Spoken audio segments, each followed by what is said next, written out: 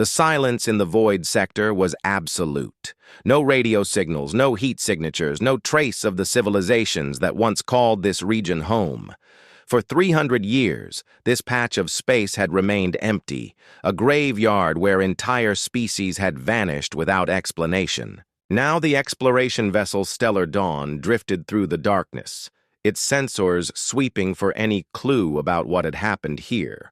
Dr. Amara Singh pressed her face against the observation window, watching dead stars spin slowly in the black. She had studied the records of 12 different civilizations that had disappeared from this area. Advanced species with technology that could reshape planets, all gone in the span of a few decades. The mystery had drawn her across half the galaxy. "Contact on long-range sensors," announced Commander Ralph from his station. The four-armed Cathari warrior rarely showed emotion, but his voice carried a hint of excitement. "Derelict vessel, bearing 27 Mark IV. Design unknown." Captain Tom Bradley moved to the main display where a ghostly outline appeared. The ship was massive, easily 3 times the size of their own vessel, but it looked nothing like any known architecture. Organic curves blended with crystalline structures in ways that hurt to look at directly. "How long has it been drifting?" Tom asked. Science Officer Vin, a being made of living crystal whose thoughts moved like light through his translucent body, consulted his readings. Energy decay suggests 10,000 years minimum, possibly much older. The Discovery team suited up quickly. Tom led the way with Rolf beside him, their magnetic boots clanking against the derelict's hull as they found an airlock. The ship's interior was a maze of corridors that seemed to shift and change when viewed from different angles. Emergency. Lighting flickered weakly, powered by some source that had lasted millennia. They found the control room after an hour of careful exploration. Banks of alien controls surrounded a central chamber where something waited in the darkness. When their lights hit it, everyone stopped breathing. The artifact hung suspended in the center of the room, a crystalline structure about the size of a person. It pulsed with internal light that moved in patterns too complex to follow. Energy. Readings spiked on their instruments, showing power levels that should have been impossible. "It's beautiful," Amara whispered, stepping closer despite Tom's warning gesture. Vin's crystalline form began resonating in harmony with the artifact's energy. "The power signature is unlike anything in our databases. It appears to be generating energy from quantum fluctuations in space itself. Can you interface with it?" Tom asked. The ethereal moved forward cautiously, extending one of his crystalline appendages toward the artifact. The moment he made contact, a piercing scream filled their helmet communicators. Vin was thrown backward, his crystal body cracking.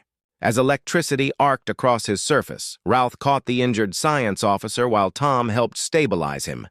"What happened?" the captain demanded. "Neural feedback," Vin gasped, his voice distorted by damage to his vocal crystals. "The artifact rejected my consciousness. I felt it trying to rewrite my thought patterns, but my mind could not adapt quickly." "Enough. The incompatibility nearly destroyed my neural matrix."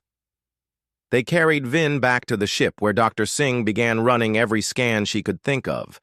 The artifact's energy signature was completely unique, showing properties that violated several fundamental laws of physics. It seemed to be partially existing in other dimensions while maintaining a stable presence in normal space. "Look at these neural pattern readings," Amara said, pointing to her displays. When Vin tried to interface, the artifact was attempting to synchronize with his brain waves, but the frequencies were completely incompatible. Over the next several hours, they conducted more tests. A volunteer Cathari technician suffered the same neural rejection as Vin. A robotic probe simply shut down the moment it made contact, its circuits fried by energies they couldn't understand. Whatever this thing is, it was designed to work with a specific type of consciousness, Tom concluded, but not any species we know. Maya Chen had been listening to the reports from the engine room where she was running diagnostics on their power systems. The human engineer had a reputation for solving impossible problems, usually by approaching them from angles no one else considered. She studied the artifact's energy readings with growing excitement. "Captain, I need to see those neural compatibility scans," she called over the communicator. When the data appeared on her screen, Maya's eyes widened. She ran the numbers through several different analysis programs, checking and double-checking her results. The pattern was subtle, but unmistakable. "Tom, get down here," she said, her voice tight with discovery. The captain found Maya surrounded by holographic displays showing brainwave patterns, energy signatures, and compatibility matrices. She looked like she had been awake for days, her hair disheveled and coffee stains on her uniform. "What have you found?" he asked. Maya turned to face him, her eyes bright with possibility and fear. "The artifact's energy signature matches human neural patterns, not exactly, but close enough, that I think we might be compatible. That's impossible. Humans aren't any more advanced than the other species who tried."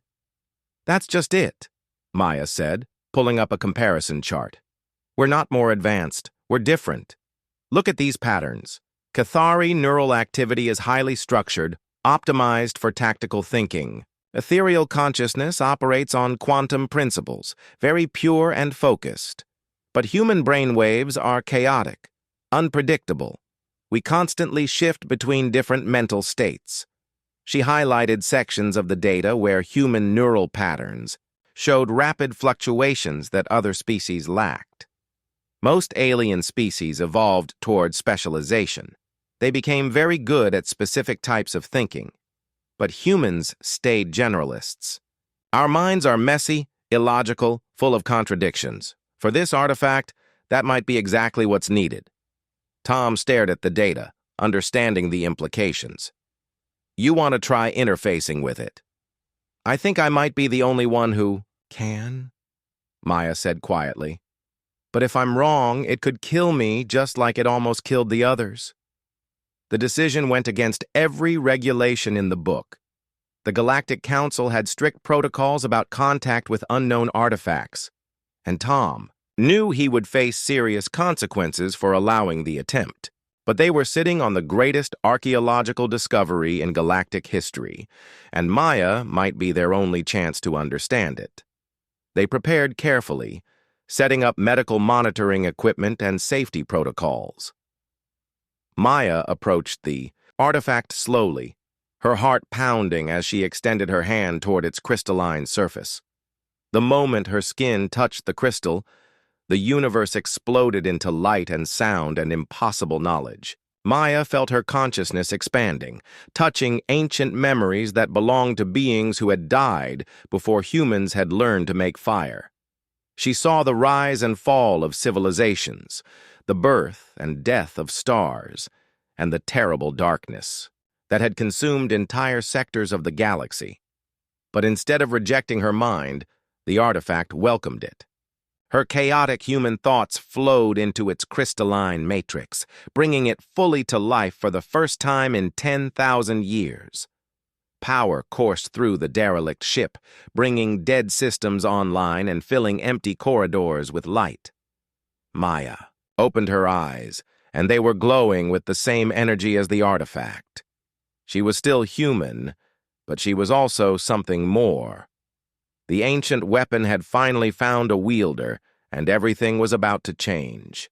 3 weeks after Maya's successful bonding with the artifact, emergency sessions were being called across the galaxy. In the crystal spires of the ethereal homeworld, ancient beings who had guided civilizations for millennia gathered in worried conference. On the warforges of Vorthak Prime, generals who had conquered star systems reviewed intelligence reports with growing alarm. Even in the peaceful gardens of Earth's diplomatic quarter, human ambassadors found themselves fielding increasingly aggressive questions from their alien counterparts. The news had spread faster than anyone expected. A human had done what no other species could accomplish in 10,000 years. Maya Chen, a simple engineer from a backwater exploration vessel, was now bonded to a weapon that could theoretically reshape reality itself. Maya sat in the Stellar Dawn's medical bay while Dr. Singh ran her daily tests. The changes were accelerating. Her neural patterns showed activity in regions of the brain that had never been active before.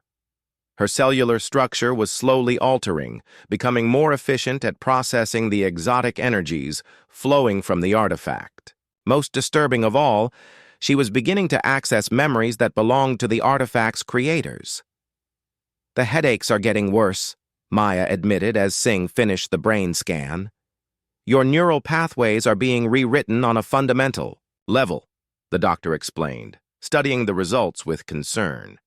"The artifact is essentially upgrading your consciousness to interface more efficiently with its systems, but the process is putting enormous strain on your human biology." Through the medical bay's windows, Maya could see the derelict ship they had taken in tow. The ancient vessel was fully operational now, its alien technologies responding to her thoughts even from this distance. She had spent hours exploring its databanks, learning about the civilization that had built it. They called themselves the Architects, a species that had evolved from hive-minded insects into something approaching godhood. They had built wonders that spanned galaxies, crafted technologies that could create and destroy stars, and ultimately faced an enemy that had consumed them entirely despite all their power. "The visions are getting clearer," Maya told Singh. "I can see what happened to them.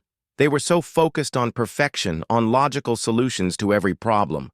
When the Devourers came, the Architects couldn't adapt fast enough. Their minds were too structured, too predictable." Before Singh could respond, alarms began sounding throughout the ship. Captain Bradley's voice echoed over the intercom system, calling all senior staff to the bridge immediately. The main display showed a fleet of warships dropping out of hyperspace around them. Massive vessels bristling with weapons, their hulls bearing the insignia of the Vorthak hegemony. These were not exploration ships or diplomatic vessels. This was a battle fleet designed to crack planets. "Stellar Dawn, this is War Commander Thex, of the Hegemony Fleet," came a harsh voice over the communications channel. "By order of the High Command, you will surrender the artifact immediately. Resistance will result in the destruction of your vessel and all aboard." Tom looked at Maya, who was studying the Vorthak ships with an expression that was becoming less human by the day. Her eyes held depths that seemed to contain starlight, and when she spoke, her voice carried harmonics that hadn't been there weeks. "Ego.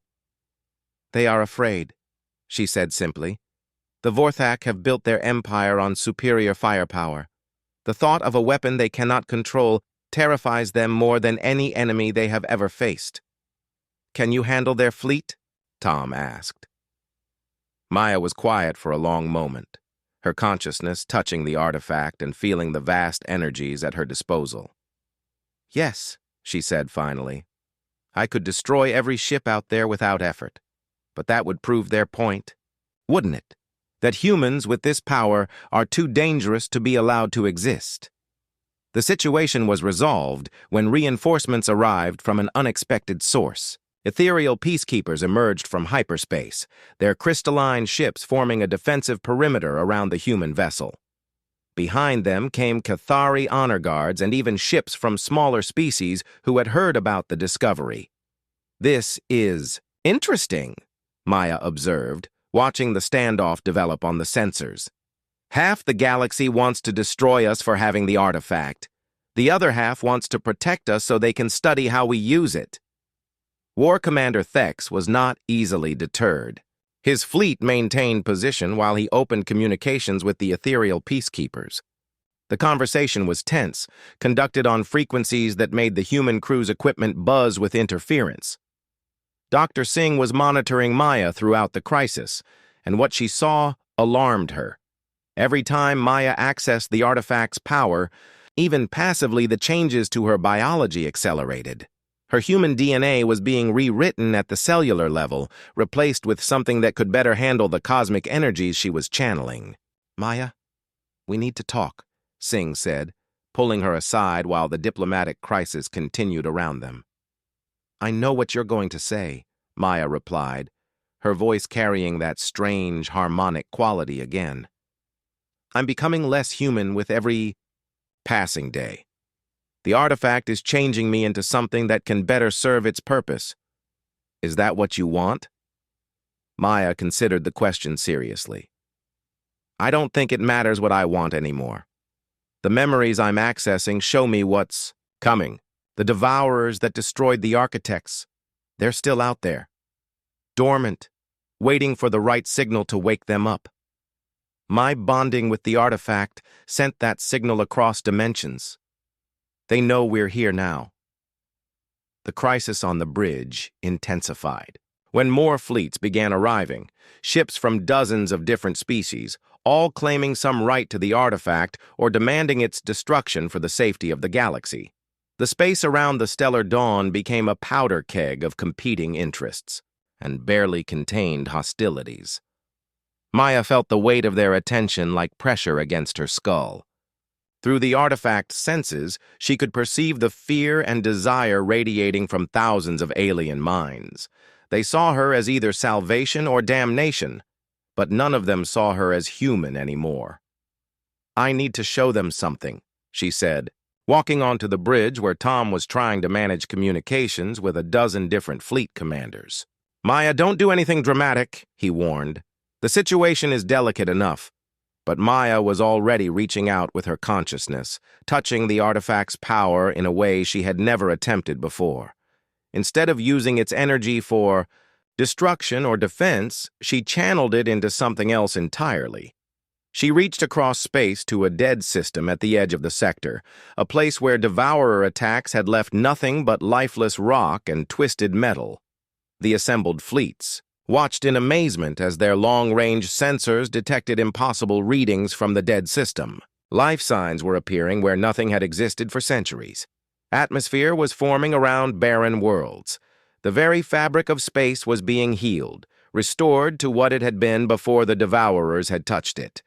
This is what the artifact was truly designed for, Maya announced over the open communication channels. Not as a weapon of destruction, but as a tool of creation and healing. The architects built it to repair the damage the devourers caused, but they could never make it work properly. War Commander Thex's response was immediate. If you possess such power, then you are too dangerous to exist. No single species should have the ability to reshape reality. He's not wrong, Maya said quietly to Tom. The architects thought the same thing. They tried to create safeguards, limits on the artifact's power. That's why they failed. They were so afraid of what they had created that they never learned to use it properly. The standoff continued for hours, with more ships arriving as word spread throughout the galaxy. Maya could feel the tension building toward an inevitable conflict. Soon, fear would overcome caution, and someone would fire the first shot in a war that could consume everything. But in the depths of her enhanced consciousness, Maya sensed something else approaching. A darkness at the edge of perception, ancient and hungry and vast beyond comprehension. The devourers had received her signal and were beginning to stir in whatever dimension they had retreated to after consuming the architects. Time was running out, and the galaxy was about to learn that human stubbornness and alien politics would mean nothing when faced with entities that could erase existence itself.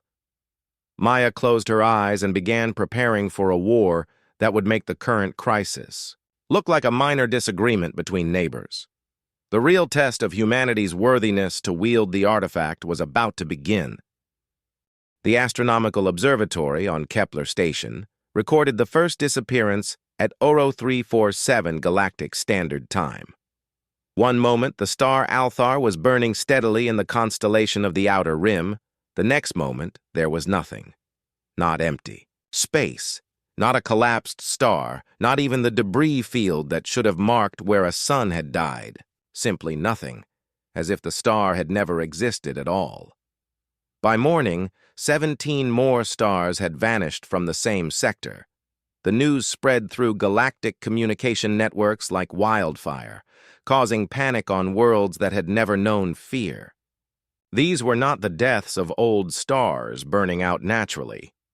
These were erasures, complete removals of matter and energy from the universe itself.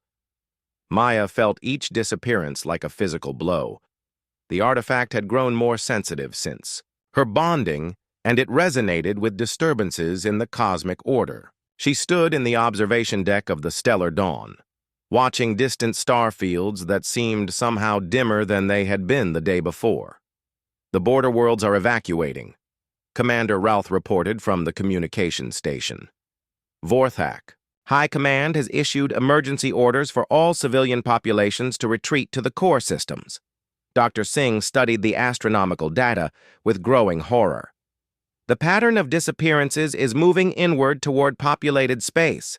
At this rate, the disturbance will reach the first inhabited systems within weeks." Tom watched Maya carefully. She had been silent since the disappearances began, her consciousness partially merged with the artifact as she processed information that human minds weren't designed to understand. When she finally spoke, her voice carried the weight of ancient memories. "They're not destroying the stars," she said. "They're consuming them. The devourers feed on existence itself, removing matter and energy from reality to sustain themselves. They've been sleeping in dark space since they finished with the architects, but my activation of the artifact woke them." Through the artifact's expanded senses, Maya could perceive the true horror of what was approaching. The devourers existed partially outside normal dimensions, appearing as vast shadows that moved between stars. They were not alive in any sense that organic beings could understand, but they were conscious, driven by an endless hunger that could never be satisfied. "The architect's final records are becoming clearer," Maya continued, her eyes unfocused as she accessed memories from 10,000 years ago. "They tried to fight the devourers with conventional weapons first, energy beams that could shatter. Planets barely slowed them down. Nuclear weapons that could destroy moons were absorbed without effect. The first refugee ships began arriving from the Outer Rim systems 2 days later. Massive transport vessels packed with survivors from worlds that had been completely erased. The evacuees brought stories that defied rational explanation, entire planets that had simply stopped existing, leaving behind spatial anomalies that hurt to look at directly. Science Officer Vin, his crystalline body still bearing scars from his failed attempt to interface with the artifact, studied the refugee reports with his characteristic analytical precision. The survivors describe a process of incremental erasure. First, the devourers consume electronic systems and artificial intelligence. Then, they begin absorbing organic matter. Finally, they remove the basic atomic structure of matter itself. "How long does the process take?" Tom asked. "For a planet? Approximately 6 hours from initial contact to complete erasure." The numbers were staggering. Billions of beings had vanished without a trace, their entire existence wiped from reality as if they had never been born. The refugee fleets carried perhaps 1% of the populations from the affected systems, and even they had only escaped because they had been off-world when the devourers arrived. Maya spent more time merged with the artifact now, her human consciousness stretching across light years as she tried to track the approaching threat. The process was changing her faster than Dr. Singh's treatments could compensate for. Her hair had turned silver, her skin had taken on a faint luminescence, and her eyes held depths that reflected starlight. "I can see them now," she reported during one of her brief returns to normal consciousness. "There are hundreds of them, possibly thousands. They move through dark space like living shadows, each one capable of consuming an entire star system. But that's not the worst part." "What's the worst part?" Tom asked, though he wasn't sure he wanted to know. "These are just the scouts. The main force is still sleeping in whatever dimension they retreated to after destroying the architects. If the scouts succeed in clearing this galaxy, the others will wake up and move on to the next one." The political crisis that had surrounded the artifact discovery was forgotten as species that had been enemies for centuries found themselves united by the threat of complete erasure. Vorthak war fleets took defensive positions alongside ethereal peacekeepers. Human diplomatic vessels shared intelligence with Cathari honor guards. Even the mysterious wanderer species, who had avoided galactic politics for millennia, sent ships to join the growing alliance, but conventional military tactics proved useless against the Devourers. The first major engagement took place at the Hadrian system, where a combined fleet of over 300 warships waited in defensive formation around the inhabited worlds. The Devourer scout that emerged from dark space was unlike anything the Alliance had prepared to face. It appeared as a shifting mass of absolute darkness that seemed to bend light around itself. Weapons fire from the assembled fleet simply vanished upon contact with its surface, absorbed without creating any visible damage. The scout's attack was equally incomprehensible. It didn't fire weapons or launch projectiles. Instead, reality itself began breaking down around it. Ships found their hull plating simply ceasing to exist. Energy shields flickered and died as the power sources that sustained them were removed from the universe. Within minutes, the entire fleet had been reduced to scattered debris drifting in space. The Hadrian system's 4 inhabited worlds followed soon after. Monitoring stations recorded the process in horrifying detail as continents, oceans, and finally the planets themselves were systematically erased. By the time the scout moved on to its next target, there was nothing left but empty space and traumatized observers who had watched billions die. Maya felt every death through the artifact's cosmic awareness. The pain of it drove her deeper into the ancient weapon's consciousness, seeking answers in the architect's desperate final experiments. She discovered research projects that had tried to find ways to fight beings that existed partially outside normal reality. The architects made the same mistake everyone is making now, she told the emergency council that had been established to coordinate the Alliance response. They tried to fight the Devourers using the same physical laws that the Devourers ignore. Energy weapons, matter bombs, even attempts to collapse space-time itself.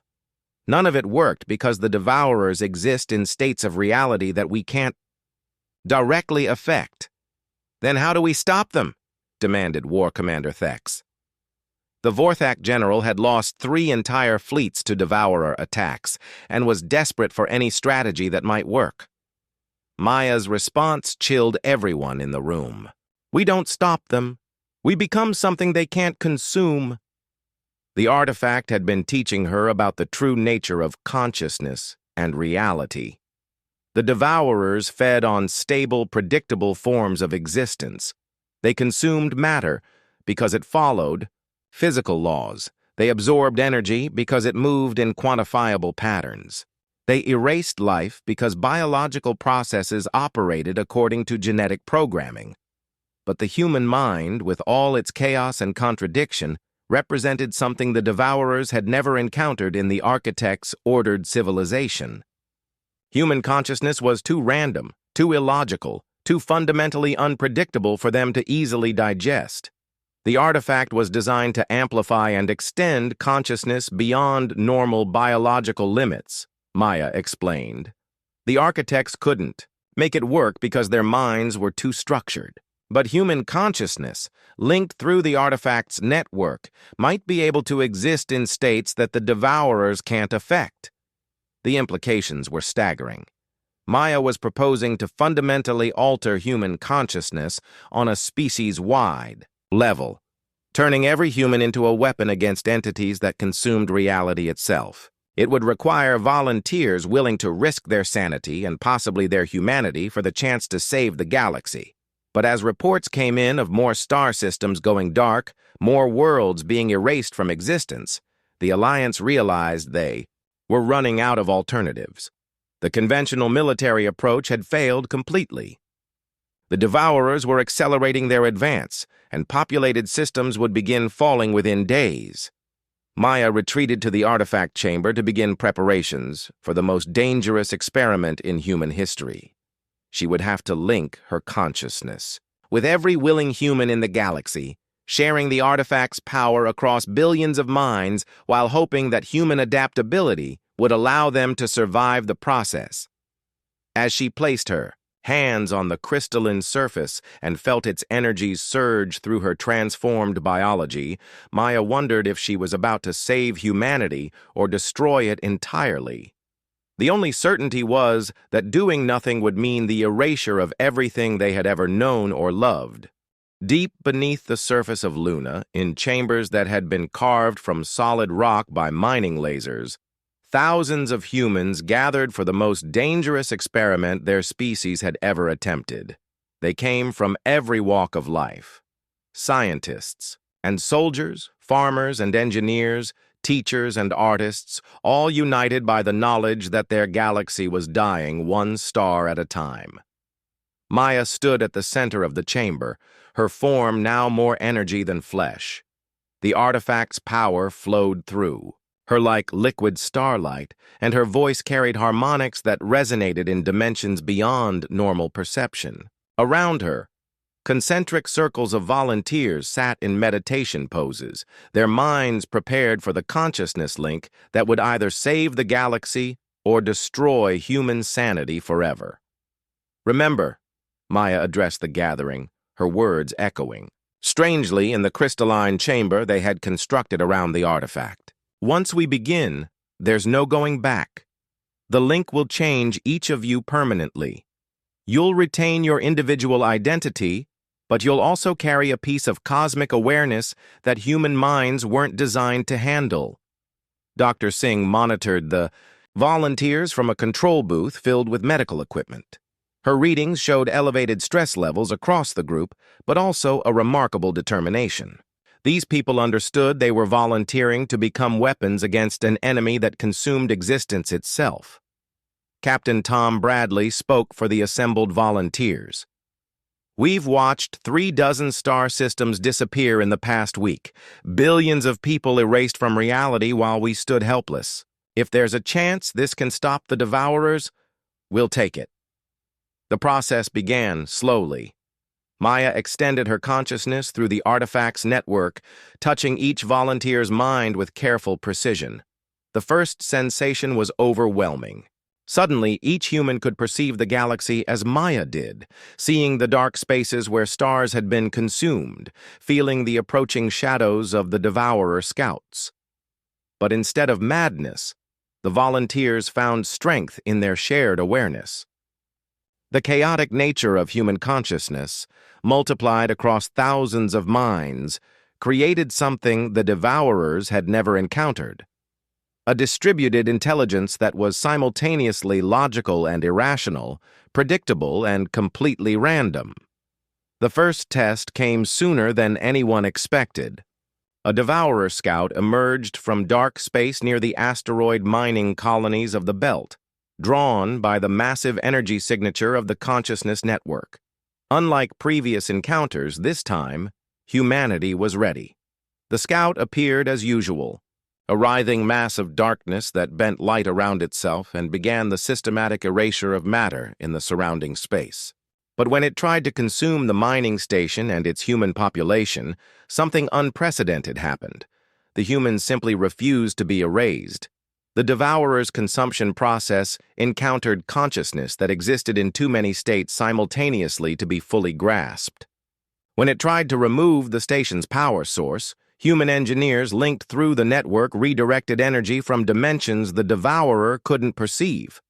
When it attempted to dissolve the station's hull, human physicists altered the fundamental properties of matter at the quantum level. Most remarkably, when the devourer tried to erase the humans themselves, their consciousness simply shifted to other members of the network. Death became temporary, existence became fluid, and the basic assumptions the devourers relied upon completely broke down. The scout retreated in what could only be described as confusion. For the first time in eons, it had encountered something it could not consume. Word of the victory spread through the Alliance fleets, bringing hope to species that had resigned themselves to extinction. But Maya knew the real test was yet to come. The scouts' retreat would alert the main devourer force that something had changed in this galaxy. Soon, they would face enemies far more powerful than the advanced scouts. The consciousness network expanded rapidly as more humans volunteered for the linking process. Maya found herself coordinating the minds of millions, then tens of millions, then hundreds of millions of human beings across dozens of worlds. Each new addition strengthened the network's ability to resist devourer attacks, but also accelerated the changes occurring in human biology and psychology. She spent her days moving through hyperspace aboard the ancient architect vessel, which had become a mobile command center for the human war effort. Her nights were spent in the artifact chamber. Her consciousness expanded across light years as she guided defensive operations against increasingly aggressive devourer attacks. The enemy was learning. Each scout that encountered the human network adapted its tactics, probing for weaknesses in the distributed consciousness. Maya found herself in a constant evolution of strategy, using the chaotic creativity of linked human minds to stay ahead of entities that had consumed entire galactic civilizations. But the strain was showing. Linked humans began displaying physical changes similar to Maya's transformation. Their eyes took on the same starlight depth, their hair turned silver or white, and their skin developed a faint luminescence. More troubling, they began losing interest in purely human concerns.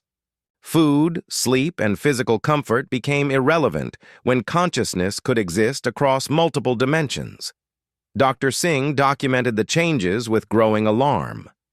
"They're becoming something beyond human," she reported to Tom during one of their rare private meetings. "Their biological processes are slowing down or stopping entirely. They don't need to eat, they barely sleep, and they show no interest in normal social interactions." "Are they still human?" Tom asked. "Genetically, yes, but psychologically? I don't think our definitions of humanity apply anymore." The question became more urgent when Maya announced that the main devourer force had begun emerging from dark space. Deep space monitoring stations detected reality distortions on a scale that dwarfed anything the scouts had caused.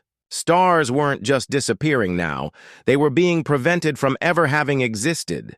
The devourers were rewriting history itself, erasing the past to ensure their prey could never have escaped. "We need every human in the galaxy linked to the network," Maya declared during an emergency council session.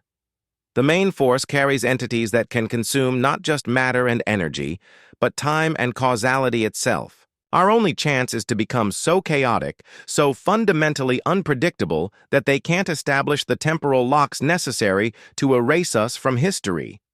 The proposal was staggering. Maya was asking for every human being alive to volunteer for a process that would fundamentally alter their species forever. Children, elderly, those too young or too frail to make informed decisions, everyone would need to be included if the plan was to succeed. Debates raged across human space. Some argued that forcing the consciousness link on unwilling participants violated every principle of human rights and dignity. Others pointed out that without the link, there would be no humans left to have rights. The decision was made when the first main force devourer reached the Centauri system. The entity was so vast it existed across multiple dimensions simultaneously, its presence causing space-time itself to develop cracks and fissures. The human colonies in the system reported that their histories were being rewritten in real time. People were remembering childhoods that had never happened, relationships with family members who had been erased from the timeline. Maya felt the attack through the network and realized they had run out of time for debate.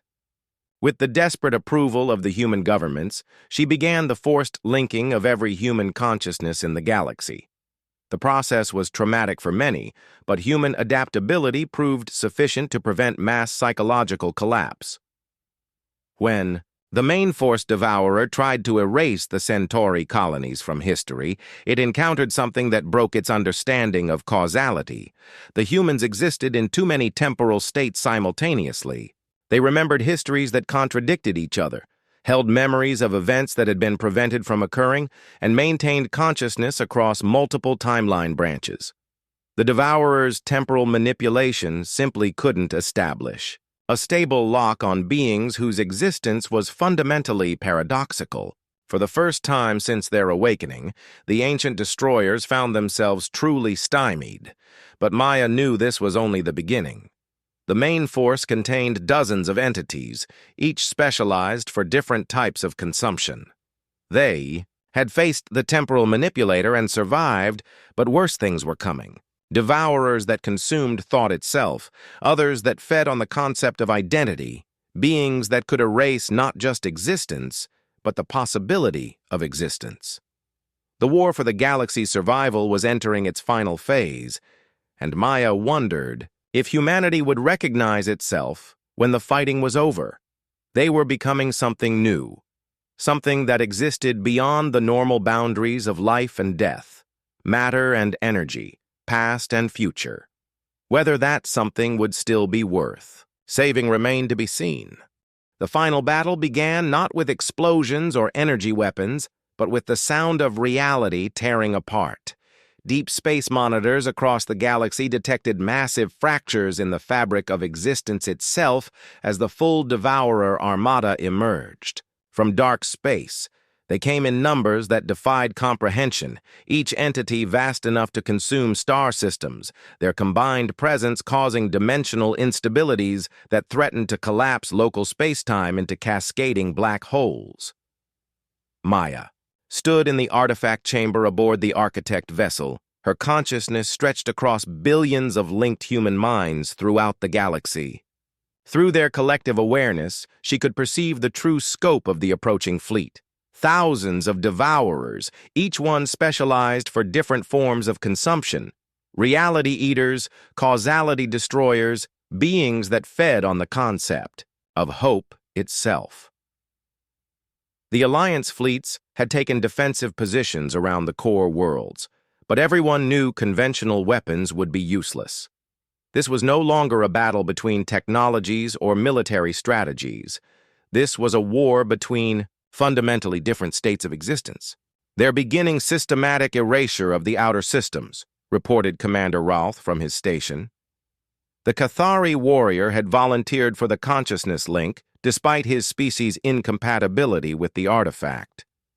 The process had nearly killed him, but it allowed him to coordinate with the human network in ways that would have been impossible otherwise.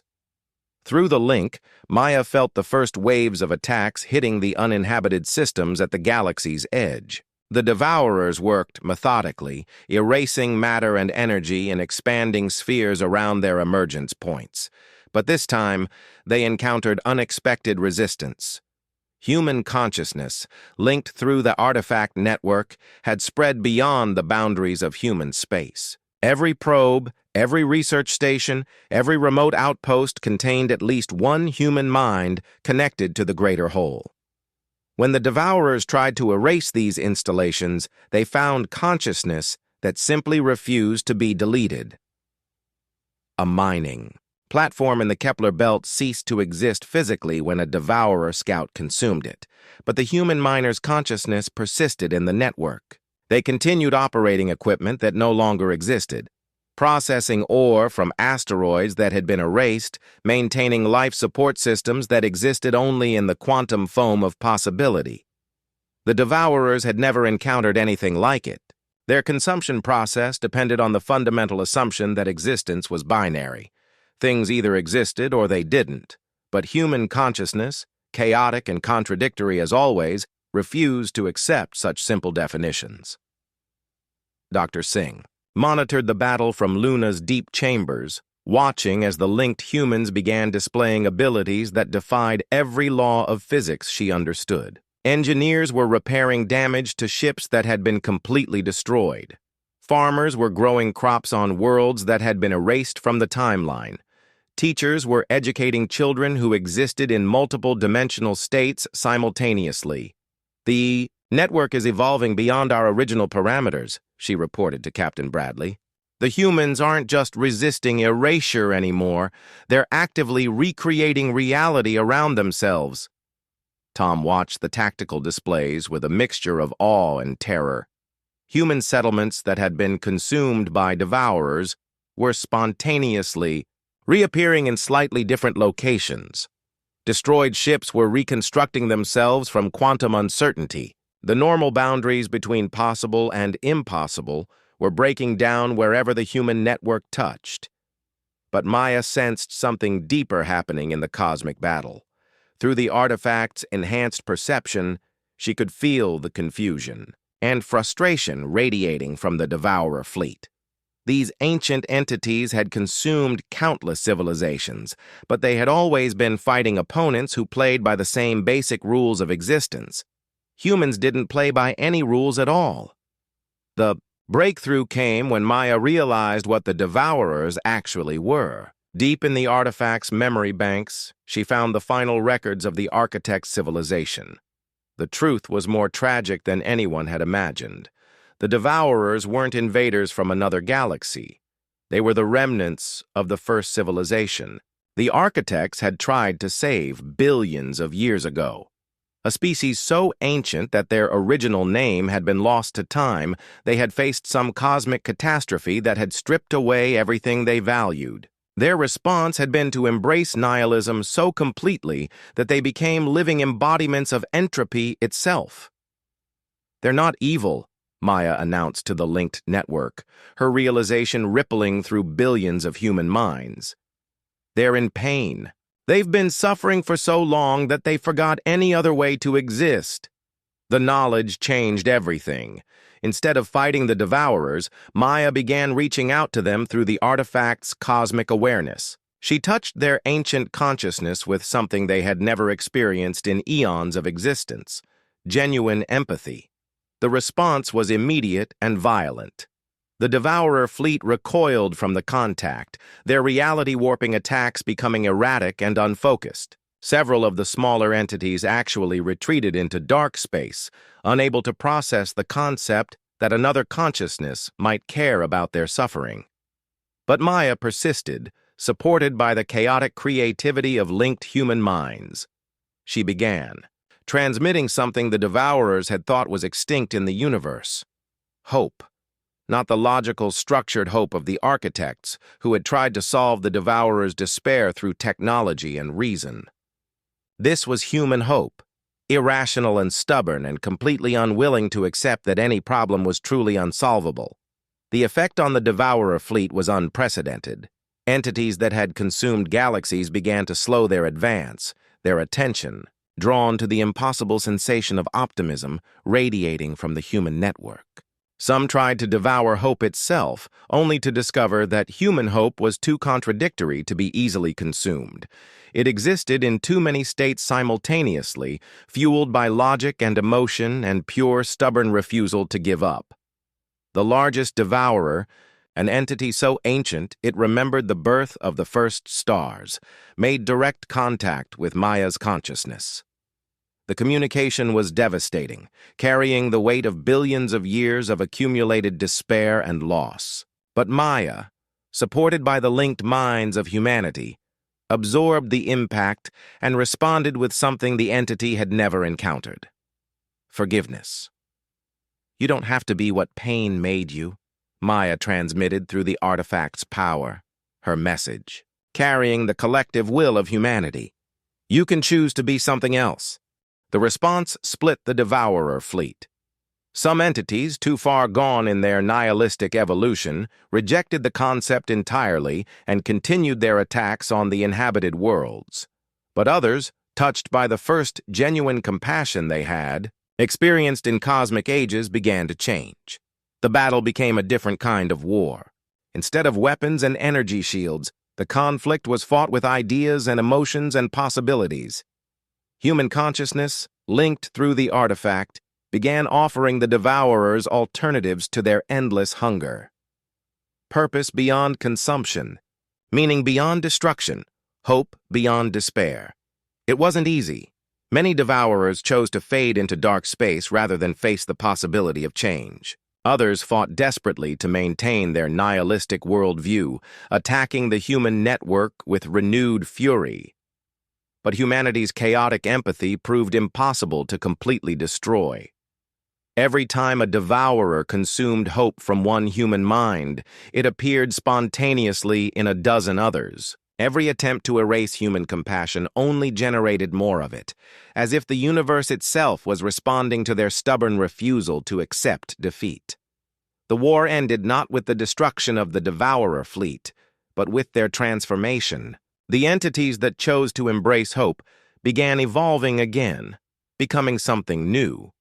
Not the reality-consuming shadows they had been, but cosmic gardeners working to repair the damage they had caused over eons of despair.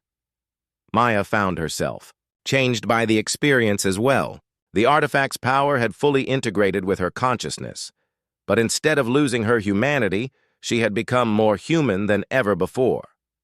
The chaotic creativity and stubborn optimism that defined her species had been amplified to cosmic proportions. The galaxy began to heal. Stars that had been erased from existence spontaneously reignited. Worlds that had been consumed by despair found themselves restored to states of possibility. The quantum scars left by eons of devourer attacks slowly faded as reformed entities worked to repair the fabric of reality itself. In the artifact chamber of the ancient architect vessel, Maya disconnected from the cosmic network and opened eyes that still held starlight but no longer seemed alien. Around her, the linked humans began returning to their individual lives, forever changed but still recognizably human. Dr. Singh ran her final scans and smiled for the first time in months. Biologically, they're still human. Psychologically, they're more adaptable than ever, and most importantly, they remember what it means to care about something beyond themselves. Captain Bradley found Maya in the observation deck, watching newly restored stars begin to shine in previously empty regions of space. She was eating a sandwich and arguing with engineer Pete Santos about the best way to recalibrate the ship's navigation systems, as if saving the galaxy was just another day's work. "So what happens now?" Tom asked. Maya considered the question while chewing thoughtfully. "Now we go home and figure out how to live with ourselves. The artifact gave us power, but more importantly, it taught us that even cosmic despair can be healed with enough stubborn human kindness." She paused to point at a distant star that was flickering back to life after eons of darkness. "Besides, I think the universe could use more beings who refuse to accept that anything is truly impossible, even if we do tend to fix everything in the most complicated way imaginable." Tom laughed, and the sound carried across the bridge where aliens and humans worked together to chart a course for home.